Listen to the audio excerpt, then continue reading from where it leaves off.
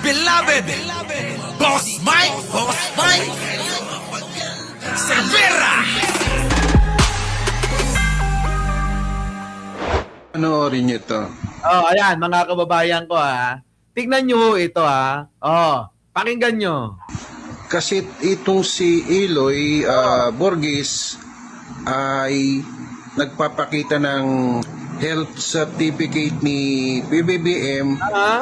Yan daw ay galing sa St. Luke's, di ba? Yan na nga. Yan na nga yung ano nila eh. Argumento nila eh. Nasa St. Luke's daw, Marites Musni.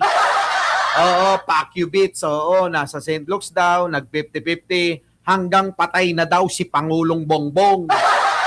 Dedo na daw si Pangulong Bongbong. Yan yung sinasabi niya lagi. Then, nakita ko, chinek ko. Guys, tignan niyo.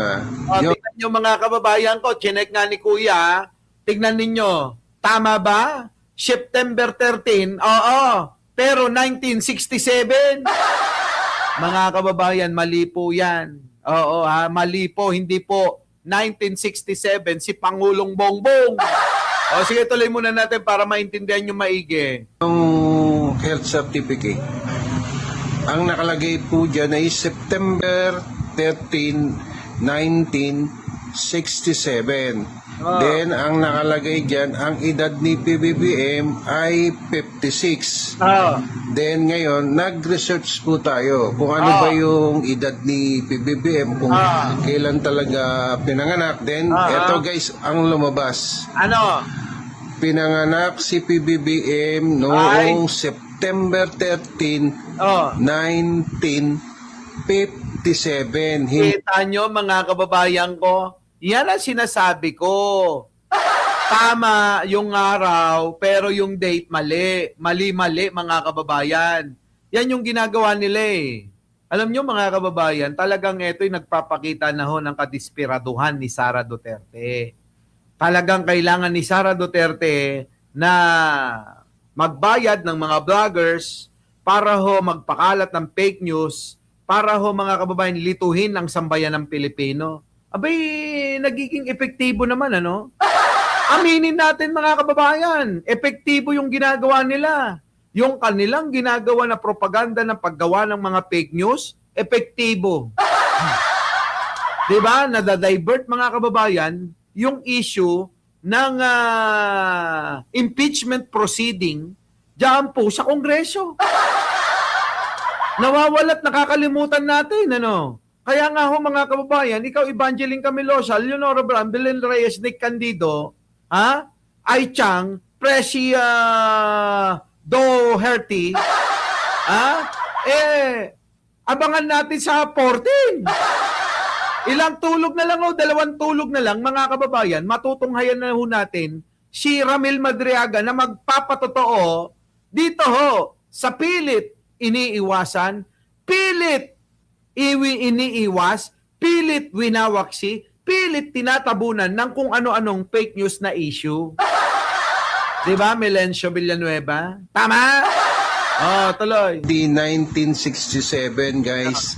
Ngayon, ilang taon na si PBBM? Ayan, guys, nakalagay 68. Pero yung pinakikita ni Borges ay 56. Kita nyo, malayo, ano? Mga kababayan, mas matanda pa pala tayo kay Pangulong Bongbong kung totoo itong 56 years old siya. Ibang klase, no, mga kababayan, ano? Talagang yung pami-make news nila, talaga. Diba? Tuloy. Effective talaga mga DDS sa kulong. Kaya halatang halata, nag-iimbento lang siya. Lahat naman iniimbento nila Lahat. Dapat yan ay ano na yan, action na ng mga hospital yan. Dahil naglalabas sila ng fake documents. Ipakita ko ni bakit hindi pwede. Tingnan nyo mga kababayan si Baboy. Tama lang talaga baboy ang ilagay niya mga kababayan kasi baboy naman talaga Tuloy.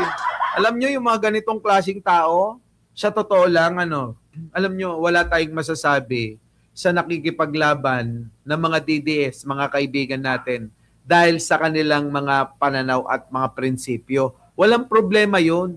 marami tayong mga kaibigan dyan sa kabila na hindi po sila gumagamit ng mga fake news na binababa ng kung sino man yung nag-uutos sa kanila. Hindi sila gumagamit ng ganon. Kung hindi, mga kababayan, ang ginagawa ho nila, yung pong prinsipyo nila, yung po yung pinaglalaban ho nila. Hindi katulad po ng mga ito, itong mga ito, likas talaga na kailangan ng bayad kahit na gagawin na nila, kahit po pakainin nyo ng tae, ang kakain yan eh.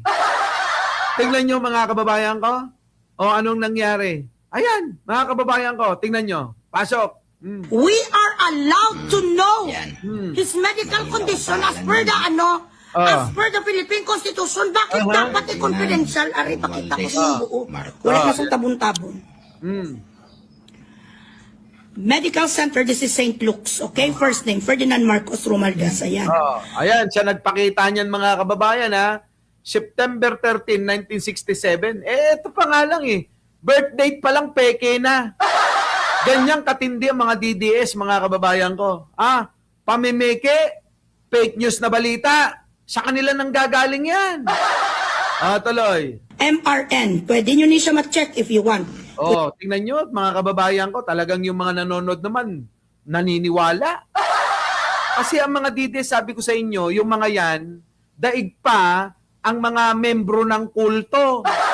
Na kahit na anong sabihin ng mga kapwa nila DDS, basta kakampi nilang mga bobot tanga, paniniwalaan nila. 'Di ba? Wala sila yung scammer yan, si Balyena.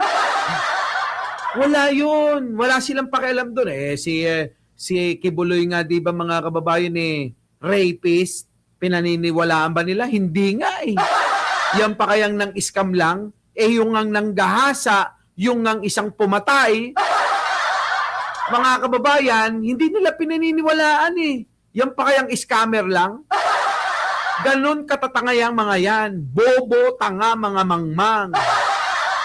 Kaya nga babatik na kapag ka-DDS ka, sigurado, DDS! Oo, bobo, tanga, mangmang ka. Diba? Oo, BTM. Ano yung BTM? Bobo, tanga, mangmang. Grabe, no, mga kababayan. Tuloy. Pwede nyo nga ito mag-google. September 13, 67. 56 years old. Gender. Confidential. This date is actually last January. Binasa pa talaga niya, no? Binasa pa talaga niya. Yung mga nanonood, alam naman nilang peke na, 56 pa lang pala si Pangulong Bongbong. Siyempre, yung mga nagsasalita doon, 56 pa lang pala si Bangang. Yung iba naman, 56 na lang pala si Bongbong Marcos. 56 pa lang pala si Marcos Jr. Diba? Ang tatanga. Ganyang katatanga tong mga putang inan to. Sino ba naman ang hindi manggigigil sa katangahan nila? Tapos pinapaniwalaan ng naku, Diyos ko, mga bobo. Kaya ngayon, mga kababayan, kapag sinabing DDS, tingin ko talaga, mga bobot mangmang mga bobot mangmang. Lalapot lang dugo mo dyan. Sinabi mo pa. Tuloy.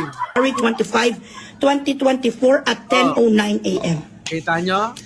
Impression, severe sigmoid Pinasa pa niya talaga, mga kababayan, diverticulitis with perforation and extensive mesenteric phlegmon. Deterioration, urgent surgical consultation recommended. Example for possible Hartmann's procedure or percutaneous drainage. Dapat palabasin ang mga nana. Palabasin ang mga inspeksyon kay bilat sing iloy kadumi sang imong katawan. Ang di ba mga kababayan, alam nyo, si Pangulong Bongbong Marcos, may mini-maintain at inalaga ng katawan. May mga doktor si Pangulong Bongbong Marcos. Totoo naman yan Alangan naman na hindi siya ginagawa ni Enrile, yung stem cell. Alangan naman hindi nagpapa-stem cell si Pangulong Bongbong, kaya niya naman yun. Di ba? Ganun din yung mga ibang mga mga ibang politiko. Alangan naman hindi sila ganun nagpapa-stem cell. alam nyo mga kababayan ko, likas lang talaga na kailangan eto magbalita ng ganito, lituhin nila yung taong bayan kasi mga kababayan, pumunta kayo ng kumpulan, pag-uusapan, ay totoo ba? Patay na si Pangulong Bongbong? Ganun eh. Kaya sabi ko, ikaw bobo ka rin eh, no? Pag may nagtanong sa akin na ganun, mga kababayan, tawag ko, ano ba, DDS ka ba? Hindi ako DDS eh, bakit ganyan ang tanong mo? Bobo ka ba? Diba? Hindi ka DDS, pero bobo ka. Oo, ginaganon ko. O saan mo nabalitaan yan? Sa mainstream media? O sa vlogger na pinapanood mong tanga? Sa vlogger na pinapanood ko, sabi niya kasi, o kita mo, di bobo ka. Ang mga vlogger na katulad ko, kadalasan kumukuha ng mga impormasyon hindi sa kapwa vlogger, kung hindi sa balita ng pinagkakatiwalaan na mainstream media tulad ng alin? Ng News 5, ng GMA7. Ganyan, mga kababayan, di ba? Pero itong mga nayupak nagtatanong, kanino mo nalaman? Doon sa vlogger na napanood ko, tanga! Tao pa ko ha! Piliin nyo yung mga vlogger na pinanonood nyo kasi gagawin kayong mga bobo niyan. Tuloy. Intestine mo, President. Ang intestine mo puno-puno sang lagu, baho-baho. Kita Ito nyo? ang totoo, binatsing iloy masakit. Kuhang-kuha niya kasi yung mga Bisaya. Hindi ko naman nila lahat mga kababayan, kasi marami namang Bisaya na sumusuporta kay Pangulong Bongbong, pero karamihan, pasensya na kayo. Karamihan sa inyo, ang tatanga, ang bobobo at ang mamangmang talaga. Tao pa ko ha! Diba? Napapaniwala ho eh. Di ba karamihan naman ng mga didis, mga Bisaya? Hindi ko nilalahat ha. Hindi ko nilalahat. Baka sabihin nyo, nilahat ko na. Tuloy. Pasok. Tun ka. Ang imo to ball, hindi magwa. 2024 pa. Tingnan nyo mga kababayan, itsura, no? Kamukha ni Sarah. Nagnana ang yudiputa mo nga dito mo, ho. Kaya tama si Harry Roque. Nung sinabi niya may colostomy bag ka. Kita nyo mga kababayan, sino ang nila, source nila? Kapwa DDS din nila. Sila lang nag-uutuan eh. Sa totoo lang, sila lang ang nag-uutuan. Di ba mga kababayan ko? Tuloy. Kay hindi maglabas dito sa puwit mo. Ang imo nga Ernalo. Diba? Pangit talagang bunganga niya. Bobo eh. Alam nyo yung mga bobo, ganyan lang magsalita. Parang in-upgrade lang na Maharlika to eh. Tignan nyo si Maharlika, bobo. Diba? Tanga. Hindi naman nakakaalam ng mga logic talaga. Walang alam na logic yon. Hindi nga marunong magbasa ng kung ano mangyayari kinabukasan eh. Kaya tignan nyo, napunta siya sa kabila. Ganon din, eto. In-upgrade lang mga kababayan ko. Diba? In-upgrade na DDS ito. At siniloy ka mo kabutigon mga yudiputa, gusto nila lagi secret. You cannot afford to hide this from the public. Then we will start to speculate. When we start to suspect, when we start to doubt, you bilaksing iloy. Yan ang gustong-gustong pinapanood ng mga bobo at tanga. Kaya wag na kayong magtaka sa mga followers ko sa FB, sa mga reels ko. Minsan, ganyan ako magsalita para makuha ko yung gusto nila na pakikipag-usap sa kanila, yung mga DDS ang tinutukoy ko. Di ba? Yan yun. Kaya ganyan din nating kausapin para maunawaan tayo. Kasi kung mag-aala pastor-pastor tayo dito, hindi nila maunawaan yan. Bubungani. Kaya kailangan medyo maangas na pagsasalita, medyo magmumura ka, medyo tawagin mo silang mga bobo tanga, gano'n. Oo, tuloy. Mag-start na kami kutso-kutso, rumor has it. Mag-usap-usap na diputa sa Facebook, sabihin sa mga iyo diputa. Fake news! Paano naman kami bilaksing ilo, hindi mag-speculate? You are tampering on our rights. You are tampering on our confidence. You are betraying our confidence. Tapos wonder yung mga gapa-abo-abo ang mga iyo diputa. Ha? Tinatamper daw mga kababayan ng katotohanan. Eh, sila nga yung nagtatamper, di ba? Ha? Ano masakit ni Presidentaw? O, ang imong bilat ba? Ang imong bilat, ang masakit, nagnanana. Kaya ka nga nauuspital eh. Ayoko naman sabihin na parehas kayo ni Kitty. Tuloy. You never presented this medical condition in a proper manner. We deserve it. Hindi sa namin na amo. Huy, hindi ka naman prinsipe. Puta ka. Diba, You no? are not our master. Basta DDS talaga mga bastos. 'Di ba? Basta DDS talaga mga bastos. Pag ginawa mo na sa kanila 'yan, pag ginantihan na natin sila, galit na galit sila. Sobra yung galit nila mga kababayan, para pinitik-pitik ko lang yung itlog ni Digong na karton. Galit na galit sila, kundi ba naman mga tanga. Putik na yan, pinipitik ko yung itlog ni Digong na karton. Yung nasa Bingador, mga kababayan, nako, galit na galit yung mga DDS. Halos magbigti na sa sobrang galit. Tuloy, ito, tulad na ito, nako, magugulat na lang kayo, magbibigti na to. Sir, Kung sa respeto you lang. are not our king. Bakit ko kailangan respetuhin ang bilaksing iloy nga kawatan? Kung marunong din rin Respetar for what? sa mga Pilipino. That title was not given to you freely. Siyang iya. It was not given to you because of your blood. Presidente, ikaw lang. Yung bato at Ang presidential race. Ayan na. Patay digong tapos respetuhon bilak. Ayan na. Eto na, ano? Eto na, mga kabangag. Ano to? Tingnan nyo, galing yan sa comment section ng mga sikat na loyalista nyo. Ma'am, sabi ng BFF ng kasing ko na nurse sa St. Luke's, naka-oxygen. Tingnan nyo yung source nila. Comment section ang source ng mga tanga. Yan, St. Luke's, naka-oxygen at yan na lang daw, bumubuhay. Ni Bangag, complicated na daw. Binalaan pati sila na tikom bibig according to her. Kahit billion pa pera nila, talagang malala na, wala nang gamot.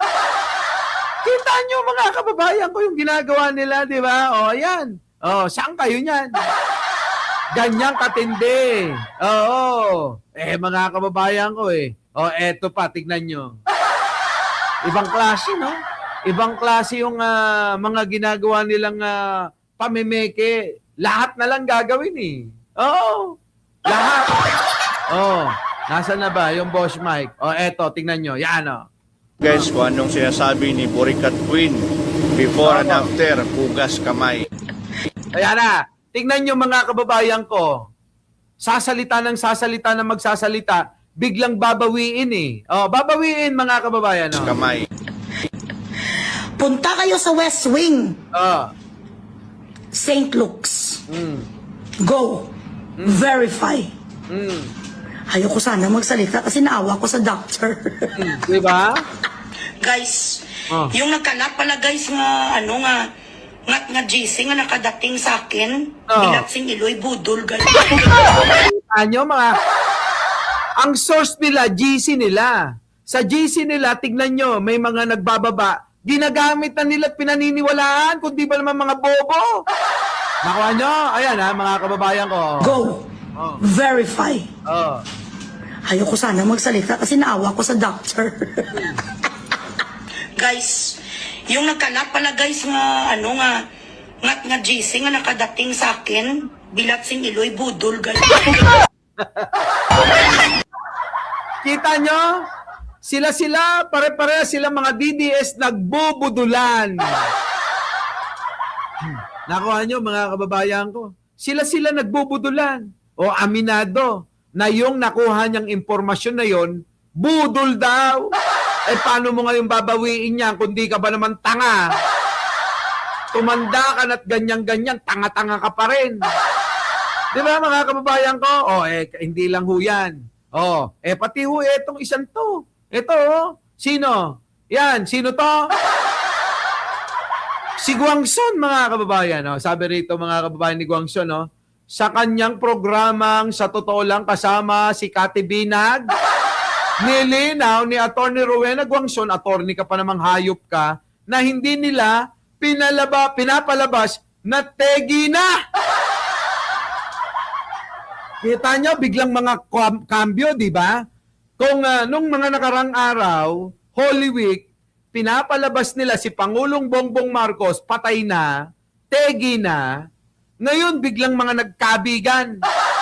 Ayan kabigo, mga kababayan, kumabig hindi nila, nilinaw daw nila na hindi nila pinapalabas na tegi na si BBM. Ang gusto lang nila ay lumabas ito sa publiko at sabihin ang totoong sakit nito. Di ba sinabi na ni Pangulo? Oo, ang sakit niya yung mahirap bigkasin. Ano ba yon? Paki-comment na nga dyan. Hindi ba sinabi ni Pangulo yon? Na meron siyang ganong sakit? Ay, Pangulong Bongbong Marcos yun, galing. Ano ba yun? Tuberculitis ba yun? Yung ba yun? Diverticulitis. Yun, di ba? Diverticulitis, mga kababayan, kay Pangulong Bongbong Marcos, galing yun. Sa kanya galing. Di ba, Chanel Paris? Sa kanya galing. Ngayon, ayun na. Di namin sinabing patay ka na. Ang sa amin lang, magpakita ka. Kita nyo! Pero nung mga nakaraan, eto, tignan nyo, mga kababayan. Tignan nyo. Pakita nyo siya sa amin. Tignan nyo, mga kababayan ko. Ayan. Yan ba yung hindi nila sinasabi? Na patay na? Real time, awake, alive. Karapatan nating malaman kung buhay pa ang Pangulo. Nasaan si BBM? Asan si BBM? Kita nyo, mga kababayan? Nakita nyo? Asan si BBM? Breaking news, BP Sara na ang papalit. Kita nyo, mga kababayan ko? Yan ba yung hindi nila sinasabing patay na? Breaking news! Si BP Sara na daw ang papalit na presidente, sabi nung unggoy. Bongbong. Nasaan si Bongbong? Nasaan si BBM? Isa pa to, no? Alam nyo, mga kababayan, ang market talaga kasi nila mga bobo at tanga. Tandaan nyo to, ha? Ang market ng mga DDS, bobo at tanga, kaya ginagawa kayong katawa-tawang tanga, bobo, mga mangmang. Thank you naman, Eliza. Nakuha nyo? Tignan nyo, matatalino naman ito eh. Pero bakit? Bakit sila nagpapakatanga? Kasi yun yung market nila. Tanga, mangmang, bobo. Kasi hindi nila tayo makukuha na malawak at malinaw ang pangunawa. Nakuha nyo, mga kababayan, ang market ng mga katulad ni Guangson ay yung mga bobo, tanga, mangmang. Yun yung kailangan nilang kunin. Kaya pilit nila na nilalapit yung sarili nila, kaya ho sila ganyan. Nagpapakatanga, nagpapakabobo para lumapit sa inyo. Tignan nyo naman yung pangangatwiran ng mga DDS. Ang layo-layo. Ipakita nyo siya sa amin. Sagutin ko yung tanong mo. Fake. Ayan na. Sinagot na kayo. Ilang beses bang sagot ang kailangan na galing kay Pangulo? News yan.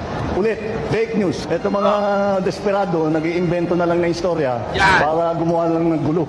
Wala silang kontribusyon sa buhay ng bawat Pilipino, kundi paninira lamang sa social media. Diba? Fake news, fake news, fake news. Fake news talaga. Fake nyo daw. Sabi nga ni Pangulo, fake nyo. Diyos ko, mga kababayan, ewan ko ba? Siguro yung mga DDS, mga kababayan, hindi na talaga nila kayang unawaan yung mga sinasabi natin dito. Sa totoo lang mga kababayan, pinipilit kong magpakababaw. Pinipilit ko mga kababayan, na maunawaan ng karamihan kung ano yung ibig kong sabihin. Pinipilit ko talaga eh. Ayoko talagang magpakalalim ng malalim. Kasi mga kababayan, mababaw na nga tayo, hindi pa nila naiintindihan. Nakuha nyo, mga kababayan ko? Mababaw na tayo. Pero hindi pa rin nila naiintindihan. Paano pa pagka magpapakalalim tayo? Minsan nga kapag ka nagpapakalalim na tayo mga kababayan ano na nangyayari? Sumasabog na yung mga utak nila Okay lang kayo na mga suki dito. Okay yung mga moderator members at mga lagi natin bisita. Abot na abot nyo yung ibig ko sabihin. Nandito tayo, hindi ho para ho sa mga maliliwanag na ho yung isip. Kung hindi, nandito tayo para ho paliwanagan, para ho sa mga bobo, tanga at mangmang. Tao ka mo ha!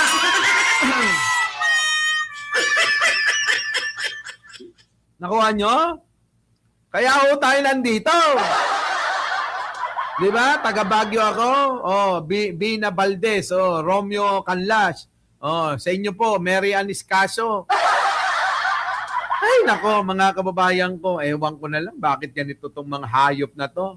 Sa totoo lang, nakakainis na. Eto naman, balikan natin si, si Secretary Larry Gadon. Kaya to galit na galit Sek, pasok! Gamit naman kayo ng utak, simple-simple yan. Mag-isip-isip din kung may time, Sobra-sobra na ang pagmamalabis nitong mga BDS vloggers na ito na nagpapakalat ng mga fake news na si BBM daw ay namatay. Na malaki bayad Oo, malaki bayad, Secretary. Kaya syempre lahat gagawin nila. Oo, Gagawin daw nila kasi syempre malaki bayad mga kababayan Mukhang ngayon lang sila makakahawak mga kababayan ng 50,000 at 100,000 kada buwan. Kaya ho, sinasamantala nila yan. Diba? Diba? Tuloy. ay may stage 4 cancer, Yan, siya ay may karamdaman na kinakailangan niyang i-confine sa isang hospital sa Quezon City. At yan ay lahat ay kasinungalingan sapagkat magkasama kami ni Presidente Bongbong Marcos noong April 9 kung saan sinasabi nila na naka-confine daw ito ng malubha sa isang hospital. At nung magkasama kami ni Pangulong Bongbong Marcos sa 84th anniversary ng Araw ng Kagitingan, kung saan ay siya ay umakyat ng halos 3 palapag na taas ng hagdanan para makarating doon sa shrine ng Mount Samat. At doon ay nakita natin on live coverage ng TV na siya ay umakyat at hindi siya hiningal, hindi siya nagpahinga, hindi siya tumigil. Mga kababayan ko, sino ho nakarating na ng Mount Samat? Kasi ako, nakarating na ho ako ng Mount Samat Sa Mount Samat tanaw nyo ho ang Maynila. Tanaw nyo yung Manila Bay, gano'n, Oo. Ay, maganda ho sa Mount Samat kasi nandoon ho yung mga, may museum doon Di ba? Sino? Press 1 sa mga nakarating na dyan. Pag hindi pa kayo nakarating, sasama ko kayong lahat. Di ba? Ito ho mga kababayan. Kung ang Pangulo ay may malalang sakit, 3 hakbang pa lang mga kababayan, hinihingal na yan. Tandaan nyo, 3 buwan pa lang, hinihingal na si Pangulong Bongbong Marcos kung totoo yun. Miss Au, yan yung may malaking krus. Di ba? Smoky Mountain. Tama ba? Tama? Tama? Sama. Sama kayo. Eto na ngayon mga kababayan ko. Puntahan natin yung sinasabi ni Secretary Gadon na umakyat si Pangulong Bongbong. Totoo ho yan. Ako nga ho mga kababayan kapranggot lang na aakyatin, hinihingal na ako Pero si Pangulong Bongbong, hindi nyo nakakitaan na huminto man lang, hindi nyo nakakitaan na hiningal man lang, at hindi nyo nakakitaan na pag-akyat niya, humingi ng tubig katulad ko. Diba, mga kababayan? Ganon! Yan ang sinasabi natin. Tama si Atty. Larry. On live coverage ng TV na siya ay umakyat at hindi siya hiningal, hindi siya nagpahinga, hindi siya tumigil. At makikita natin na ito ay hindi kanya ininda at tuloy-tuloy lamang ang pag-akyat. At pagdating doon sa taas, ay sila pa ay nag-alay ng bulaklak. Kasama ang... Wala na yan, Lucy Minagawa. Kahit na maghugas pa siya ng pek-pek niyang may nana. Tandaan mo, Lucy Minagawa, yan yung Boris, ano ba yan? Eloy Boris ba? kahit maghugas pa siya ng pekpek niya na puro nana, wala na, delikado na yan. Makakasuhan na yan. Oo, ako nag-recommendang kasuhan yan. Kaya hindi maaaring hindi makasuhan. Nakuha nyo, mga kababayan? Nakaw! Oh, madi ka mo taga-exercise. Isugarod, wala nang oras. Yan ang mga kababayan. Si Bugris na nagnanana ang pekpek, mga kababayan ko, makukulong na ho yan, makakasuhan na. Ang masama niyan, mga kababayan, baka ma-deport, mga kababayan, ma-deport yan. Sige, ito na, mga kababayan. Larry Gadon, Secretary, pasok! Bulaklak doon sa ating mga napayapang mga bayani. Kita nyo? Kasama niya ang ambassador ng Japan at ng US at ang iba pang mga opisyal ng ating hukbong sandatahan. At pagkatapos niyan ay bumaba siya doon sa event na kung saan ay nag-deliver ng speeches ang mga ambassadors at ang dulo natin. At doon ay makikita natin na talagang siya ay walang karamdaman at napakalakas ng kanyang katawan. Malakas ang resistensya ni Manong Bongbong, mga kababayan ko. Malakas, sabi ni Jun Paldas, thank you naman. Si Bogris, Ilongga, Mike, Ilonggo ako. Tatay ko, Ilonggo! Tatay ko, Ilonggo ba? Taga-Antiki ko. Pero, kinakahiya ko yan. Bastos, di ba? Bastos! Pag daw wala, ineskwelahan, hambal nila, alpot, siyang Dubai daw. Kulong yan. Naku, talagang makukulong. At ka mag-alala. Ako mismo nag-report niyan Ako mismo. Boss Mike, kailangan durugin din yan. Naku, malapit na. Huwag kayong mag-alala. Sandamakmak na kaso ang kakaharapin niya. At nga doon ay nag-usap pa kami sandali at doon ay ako ay kanyang pinagbilinan na huwag masyadong magagalit sapagkat ako ay may karamdaman sa puso. Kaya ako pa ang kanyang inalala. Kita nyo? Si Larry Gadon, siyang may karamdaman sa puso, siya pa yung inalala ni Manong Bongbong. Samantala, mga kababayan, si Manong Bongbong, hindi alintana yung init. Hindi alintana yung pong akyatin. Hindi alintana yung pagod. Tapos sasabihin nyo, may malalang sakit, mga bobo talaga kayo.